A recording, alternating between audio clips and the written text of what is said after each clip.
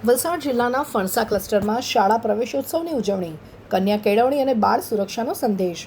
વલસાડ જિલ્લાના ફણસા ક્લસ્ટરની વિવિધ શાળાઓમાં ગુજરાત સરકારના શિક્ષણ વિભાગ દ્વારા કન્યા કેળવણી મહોત્સવ અને શાળા પ્રવેશોત્સવ 2026ની ઉત્સાહભેર ઉજવણી કરવામાં આવી.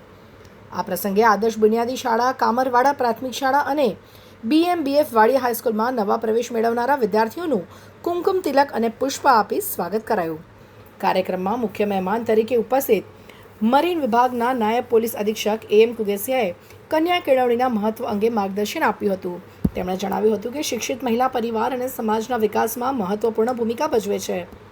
બાળકીનું શિક્ષણ સમાજમાંથી અંધશ્રદ્ધા અને કુરિવાજો દૂર કરવામાં પણ મદદરૂપ બને છે. કાર્યક્રમમાં CRC કોઓર્ડિનેટર દેવ્યાનીબેન ટંડેલ, વિવિધ શાળાના આચાર્યો, ગામના સરપંચ નિમેશભાઈ કોળી, પંચાયતના સભ્યો, આગેવાનો, વાલીઓ મોટી સંખ્યામાં ઉપસ્થિત રહ્યા હતા.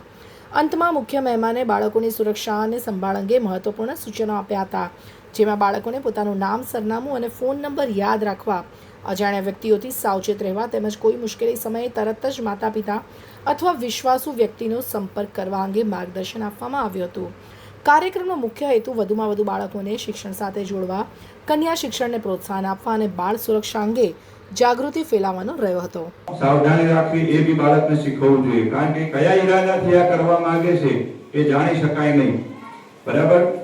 એ પછી માતા પિતાની હાજરીમાં,